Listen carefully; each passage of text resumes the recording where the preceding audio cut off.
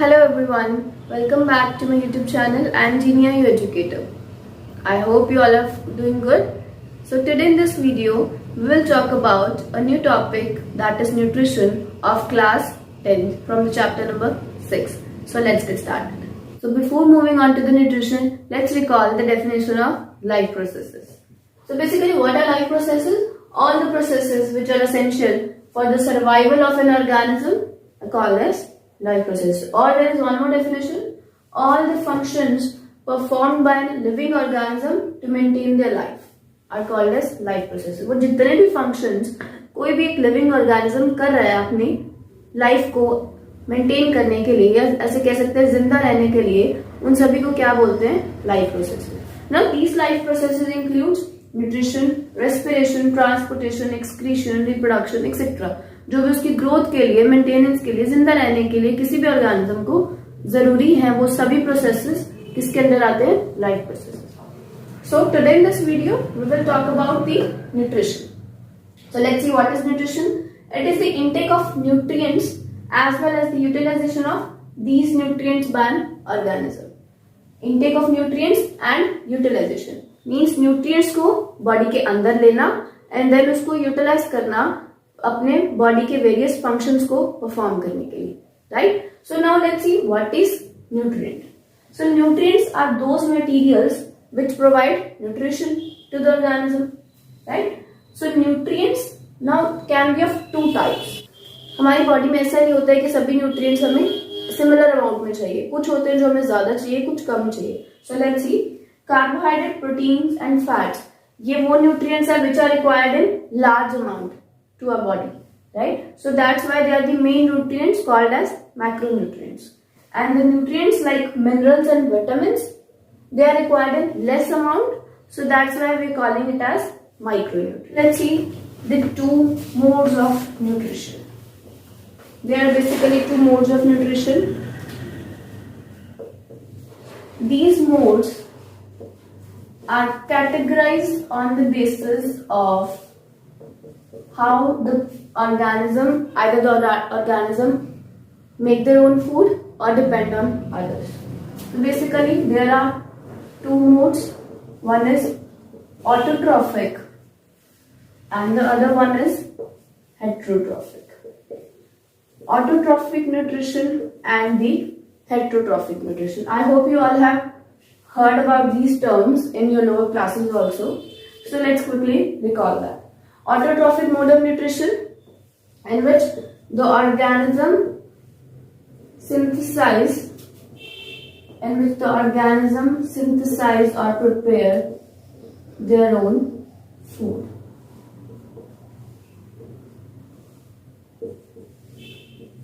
Right? They make their own food. In case of heterotrophic, these organisms cannot or do not synthesize their own food. Alright? So the next point, as they are synthesizing their own food, so they do not depend on any other organism. Any other organism और किसी पे depend नहीं करेंगे, right? Obviously जब वो खुद अपना खाना बना रहे हैं तो वो और किसी पे डिपेंड क्यों करेंगे? बट हेटरोट्रॉफिक अपना खाना नहीं बना सकते हैं, so that's why they depend on other organism for food. Examples will be all the green plants and some blue-green algae also. Now what are blue-green algae? These are type of algae which are also known as cyanobacteria. Alright? An example of heterotrophic mode of nutrition includes all the animals, humans, etc. Alright? So basically there are two modes of nutrition, autotrophic and heterotrophic. So now let's talk about the nutrition in plants. Now this nutrition in plants come under the category of what? Which mode of nutrition? Can anybody tell? Yes? Right. The This come under the category of autotrophic mode of nutrition. So nutrition. So firstly, let's see nutrition in plants. Nutrition in plants. In this we will study how the plants make their own food. So the plants make their own food by a process called as photosynthesis. पढ़ा होगा आप सबने ये, right? So can anybody tell what is photosynthesis? What is the definition of it? So let's see what is photosynthesis. It is the process by which the green plants prepare their food, right? By what? Food. They prepare their food from the carbon dioxide and water. Now what is this carbon dioxide and water? This is basically the inorganic nutrient. I've already told you nutrition की definition में ही कि nutrients का intake करते हैं और फिर उसको utilise करते हैं. तो यहाँ पे कार्बन डाइऑक्साइड, वाटर क्या है? Nutrients. Along with that, they use the sunlight from the sun and chlorophyll. So what is photosynthesis? Basically ऐसा प्रोसेस जिसमें ग्रीन प्लांट्स अपना खाना बनाएंगे. किससे बना रहे हैं? कार्बन डाइऑक्साइड एंड वाटर से. किसको यूज करके? सनलाइट एंड क्लोरोफिल का यूज करके. सो now let's C the chemical equation of photosynthesis. इसी डेफिनेशन से हम इक्वेशन बनाते हैं. हमने बोला अपना खाना बनाएंगे. खाना किससे बना रहे हैं? CO2 and water. So CO2 plus water, right. ये रिएक्टेंट साइड में आ जाएगा इक्वेशन के. प्रोडक्ट साइड में क्या आएगा? फूड. फूड किस फॉर्म में होता है? ग्लूकोज की फॉर्म में, C6H12O6. अलॉन्ग विद दैट क्या होता है? By product is obtain, that is oxygen. और हमने क्या देखा था? रिक्वायरमेंट्स क्या है? सनलाइट एंड क्लोरोफिल की प्रेजेंस चाहिए. सो यहाँ पे हम लिख देंगे sunlight and chlorophyll. So this is the equation of photosynthesis. Now please mind that right now this equation is not balanced. जब भी हम केमिकल इक्वेशन लिखते हैं तो we usually write in balanced form. So when we balance it, we will write it like this. Alright? अब कुछ जगह पे क्या है? कुछ बुक्स में यहाँ पे, कुछ बुक्स में क्या दिया हुआ बच्चे? कुछ बुक्स में यहाँ पे प्रोडक्ट साइड में भी वाटर शो किया हुआ है. अगर इक्वेशन की हम बात करें तो अगर आप प्रोडक्ट साइड में वाटर शो करेंगे तो आपको क्या करना पड़ेगा? अगर आप यहाँ पे वाटर शो करते हैं तो ये बैलेंसिंग चेंज हो जाएगी. यहाँ पे you will write 12 and here also you will write 6H2O. Fine. This is carbon dioxide, water. Along with it, in the presence of sunlight and chlorophyll, we obtained glucose or the sugar plus oxygen. So this is all about the equation of photosynthesis. What is site of photosynthesis? Site और the location. कहाँ हो रही है photosynthesis? ऐसा नहीं है कि पूरे प्लांट में होगी. प्लांट के एक स्पेसिफिक पार्ट में होती है, that is the green leaves. Green leaves. Leaves का ग्रीन होना बहुत जरूरी है, अदरवाइज फोटोसिंथेसिस नहीं होगी. उसका वो क्यों है, उसका रीजन अभी हम थोड़ी देर में देखते हैं. So what is the site of photosynthesis? Green leaves. Now let's see the requirements of photosynthesis. अभी हमने देखा था रिक्वायरमेंट्स. कौन कौन सी 4 रिक्वायरमेंट्स हमने देखी थी? First one carbon dioxide, second water, third one yes sunlight, and fourth one is chlorophyll. These are the 4 requirements जो फोटोसिंथेसिस होने के लिए बहुत ज्यादा नेसेसरी है. ये नहीं होंगी तो फोटोसिंथेसिस नहीं कर पाएगा plant, right. So firstly let's talk about the first one, that is carbon dioxide. अगर हम कार्बन डाइऑक्साइड की बात करें तो हमें पता है कि प्लांट्स के जो लीव्स होते हैं ना, प्लांट्स के लीव्स पे क्या होता है, स्ट्रक्चर होता है called as stomata. Now this is stomata और स्टोमा.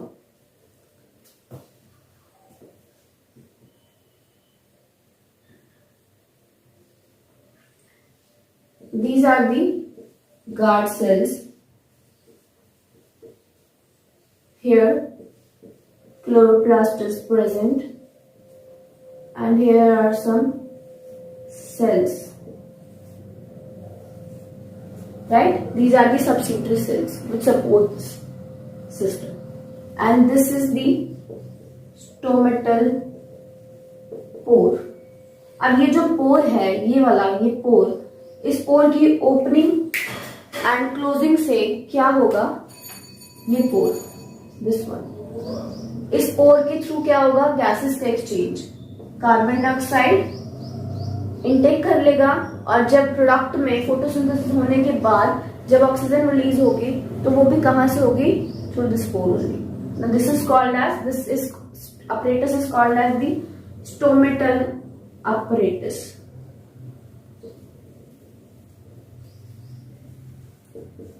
यहाँ पे अब ये जो स्टोमेटा है, इसकी ओपनिंग और क्लोजिंग कैसे हो रही है. This opening and closing of the stomatal pore is regulated by these guard cells. Let's see how. Guard cells क्या करते हैं, कैसे रेगुलेट करते हैं ओपनिंग एंड क्लोजिंग को.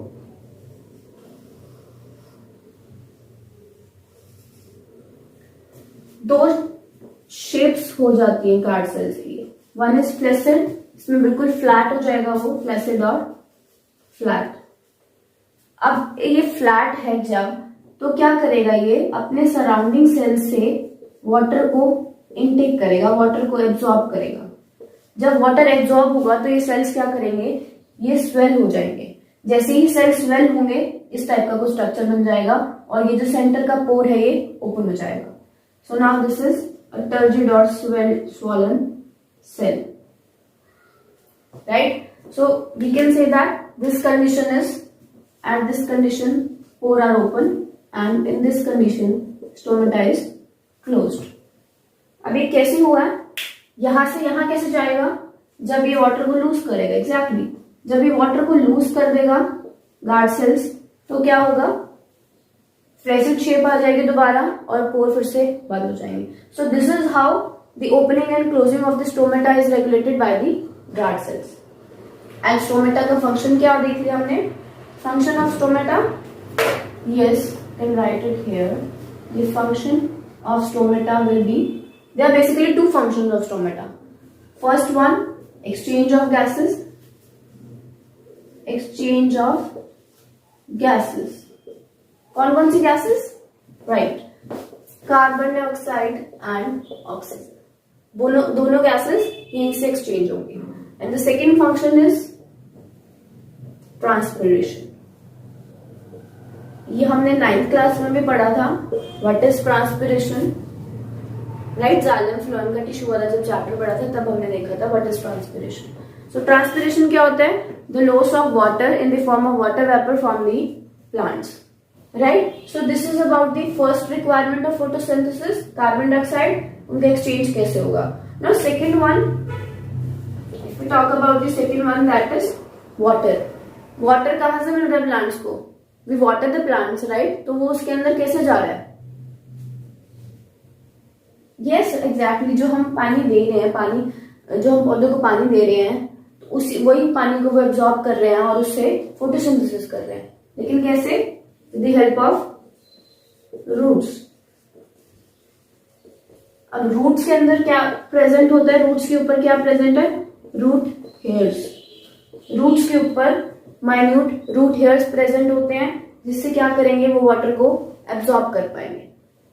और फिर उसके बाद क्या होगा, जैसे प्लांट ने वाटर को रूट हेयर्स के थ्रू एब्सॉर्ब कर लिया, वो वाटर कहां चला जाएगा, वो वाटर टिश्यू की हेल्प से, कौन सा टिश्यू था, वेस्कुलर बंडल के अंदर हमने पढ़ा था, there was a tissue called as xylem which help in the transport of water from roots to upward of the plant. अब ये जाइलम क्या करेगा, रूट से प्लांट के ऊपर के सभी पार्ट्स में वाटर को पहुंचा देगा जिससे लीव्स तक वाटर पहुंचेगा और फोटोसिंथेसिस हो पाएगी, right. So third one is sunlight. Sunlight is required for the photosynthesis. अगर सनलाइट नहीं होगी तो फोटोसिंथेसिस नहीं हो पाएगी। That's why we say that at night photosynthesis do not occur, right. So now how plants trap the sunlight. अब sunlight तो आ रही है प्लांट पे, लेकिन प्लांट उसको यूज कैसे कर पाएगा? So plant will use that with the help of chlorophyll. Chlorophyll will help in this. How? Chlorophyll will help in trapping the sunlight. Chlorophyll क्या करेगा? Chlorophyll sunlight को ट्रैप करने में हेल्प करेगा। होता क्या है chlorophyll? It is a green colored pigment. Green colored pigment which is present in green color है, कहाँ प्रेजेंट होगा? ऑब्वियसली लीव्स में ना, लीव्स में तो फोटोसिंथेसिस हो रही है, right. So green colour pigment है क्लोरोफिल, कहाँ प्रेजेंट है? लीव्स के अंदर। लीव्स के अंदर होता है chloroplast. Now this chloroplast have the pigment chlorophyll. Let's understand this better with the help of diagram. As you can see the diagram on your screen, तो उसी से समझते हैं डायग्राम की हेल्प से। अब इसमें क्या दिखाया गया है? जो अपर वन लेयर है that is the cuticle. Cuticle क्या कर रही है? एक वैक्सी लेयर है जो कि एक्सेस ट्रांसपिरेशन होने से रोकेगी। Next one upper epidermis. Epidermis दो है। तो अगर आप क्रॉस सेक्शन एरिया की बात करोगे, अगर ये लीफ की बात कर रहे हैं, राइट, तो आप इसके दो सरफेस देख रहे हैं। एक सरफेस ऊपर वाला सरफेस हो गया ये वाला, दिस वन, एक लोअर वाला। तो हम ये वाला एरिया देख रहे हैं, राइट, इस साइड से देख रहे हैं। इसमें हमने देखा ऊपर क्यूटिकल है, फिर अपर एपिडर्मिस और नीचे है लोअर एपिडर्मिस। उसके बीच में क्या है? उसके बीच में एक कॉलमनर सेल्स की एक लंबे लंबे सेल्स हैं उसकी लेयर है, that is called as the palisade layer. और उसके नीचे क्या है? थोड़े स्पेस में प्रेजेंट है सर्कुलर और राउंडेड शेप के cells, that is the spongy layer. जो पैलिसेड लेयर में आप देख सकते हैं, पैलिसेड लेयर में स्पेस बहुत ज्यादा कम है, कॉम्पैक्टली अरेंज्ड है, एंड स्पंजी लेयर में स्पेस ज्यादा है। और इन सेल्स के बीच में ये जो लेयर्स हैं, इनके सेल्स हैं, इसके बीच में क्या प्रेजेंट है? छोटा छोटा आपको दिख रहा हो, दैट इज दी क्लोरोप्लास्ट। अगर आप यहां देखेंगे, दिस इज दी क्लोरोप्लास्ट। यहाँ ये क्लोरोप्लास्ट प्रेजेंट है। पैलिसेड लेयर बना रही हूँ मैं सिर्फ। Here chloroplast is present, right? This is the chloroplast. अभी बताया था क्लोरोप्लास्ट क्या कर रहा है? क्लोरोप्लास्ट के अंदर क्लोरोफिल प्रेजेंट है, ग्रीन कलर का पिगमेंट है जो क्या करेगा? सनलाइट को ट्रैप करने में हेल्प करेगा, राइट।